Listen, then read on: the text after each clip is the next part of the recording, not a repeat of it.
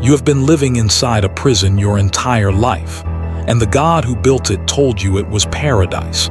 And the terrifying part is, every prayer you ever said, every ritual you ever performed, every moment of worship went directly to the one who locked the door.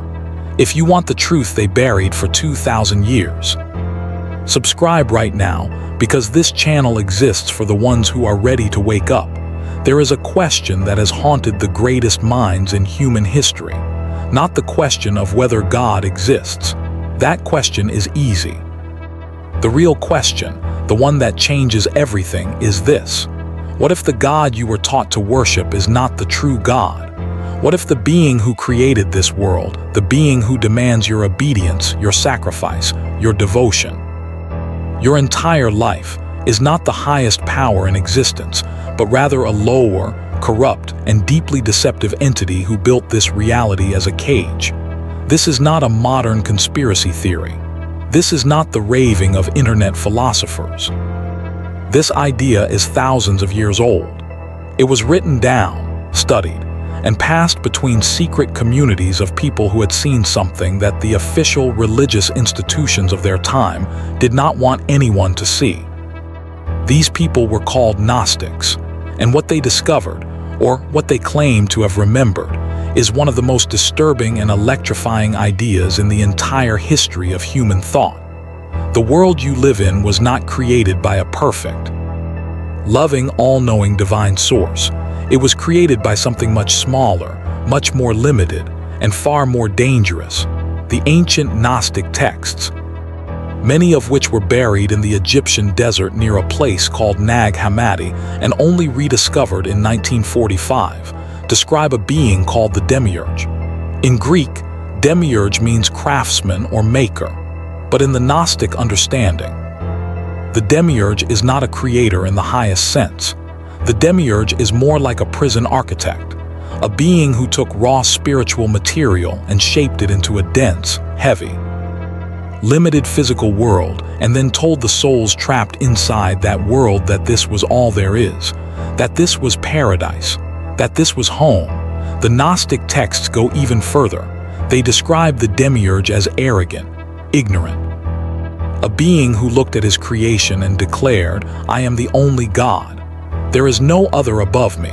And the Gnostics who recorded these words understood what that declaration meant. It was not a statement of truth. It was a statement of blindness. Because above the Demiurge, in realms of pure light and pure consciousness that this lower creator could not even perceive, existed the true divine source, what the Gnostics called the monad, or the one true God. The invisible Father, a being of absolute perfection who had never touched this material world and never needed to. Think about what this means for a moment. Every major religion that emerged from the ancient Middle East, traditions that now command the devotion of billions of human beings, is, according to the Gnostic reading, oriented toward the wrong God. The God of the Old Testament who demands blood sacrifice, who commands genocide, who tests his servants by asking them to murder their own children. The Gnostics looked at that God and said, "Yes, we recognize him. That is the Demiurge. That is the craftsman. That is the prison warden who built these walls and convinced the prisoners to sing hymns in his honor." This is not an attack on faith. This is an excavation of something far deeper than conventional faith. Because the Gnostic tradition does not say that spirituality is a lie. It says that spirituality has been hijacked. It says that the authentic, living, burning connection between a human soul and the true divine source, that connection is real. It exists, but it has been buried under layers of false doctrine, institutional religion, ritual obedience, and fear. And the being who benefits most from keeping that connection buried is the very one who convinced you to kneel before him every Sunday morning. The Gnostics spoke of entities they called archons. Archons are the administrators of the prison, invisible, non-physical beings who maintain the architecture of this world and ensure that human souls remain confused, distracted, emotionally reactive, and spiritually asleep. The archons do not want you asking the questions this video is asking. They do not want you reading the texts that were buried for 2,000 years. They do not want you remembering that you are not a body with a soul inside it. You are a soul that has been temporarily compressed into a body, inside a world that was specifically designed to make you forget what you really are. The burning of the ancient Gnostic libraries, the violent suppression of early Christian sects that held Gnostic beliefs, the Council of Nicaea in 325 of the Common Era, where powerful men gathered to decide which texts would be called scripture and which would be destroyed. None of these events were accidental. None of them were simply the organic evolution of religious tradition. They were decisions, deliberate, calculated decisions made by people who understood, or were at minimum serving the interests of forces who understood, that if the full Gnostic picture ever became widely known, the entire architecture of spiritual control would collapse. What did they bury? They buried the Gospel of Thomas, where Jesus speaks not as a sacrificial lamb but as a guide to inner divine knowledge. They buried the Gospel of Philip, which describes a sacred spiritual union far beyond anything institutional Christianity would ever permit its followers to explore.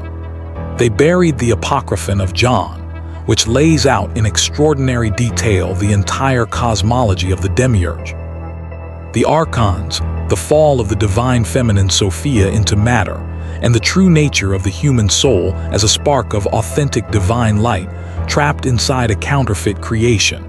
Sophia, her story is perhaps the most devastating part of all of this.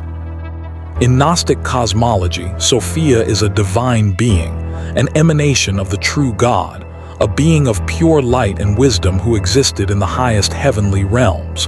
And she made a mistake. She acted without the consent of the monad. She reached out. She created, and what emerged from her unbalanced act of creation was the Demiurge, her own offspring, a being born not from the fullness of divine light, but from a moment of spiritual imbalance.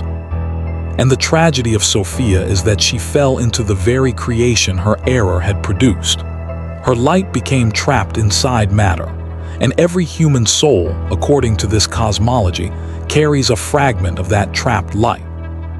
This is why the Gnostics believed that salvation was not about following rules. It was not about being obedient to the right religious institution. It was not about believing the correct doctrines or performing the correct rituals. Salvation or liberation, which is a better word, was about gnosis, direct, personal, inner knowledge of your own divine origin. The moment a soul remembers what it truly is, the prison walls lose their power. The Demiurge loses his grip.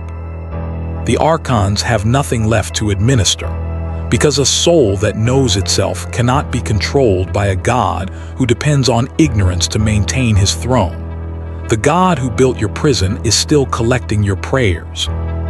He is still receiving your devotion. He is still watching you kneel and call it freedom. And the most devastating part of everything you have just heard is not that this might be true. The most devastating part is that somewhere inside you, in a place deeper than memory, older than language, you already knew. You have always known that something about this world was slightly wrong. That the suffering here is too systematic to be accidental. That the forgetting is too complete to be natural. That the walls are too perfectly designed to be the work of a loving father who simply wants his children to be happy. You felt it every time a prayer went unanswered in a moment of real darkness. You felt it every time the official story did not quite match the reality you were living inside. The Gnostics did not invent this feeling. They simply gave it a name. And that name has been buried for 2,000 years, because the one who benefits most from your confusion has had 2,000 years to make sure you never heard it.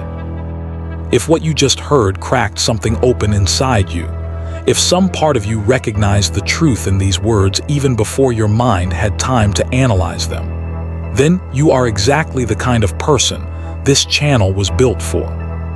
Subscribe right now, because every video on this channel is another layer of the prison wall coming down. We are going through the buried texts, the suppressed cosmologies, the erased teachings, and the hidden histories that the institutions of this world spent centuries trying to make sure you would never find.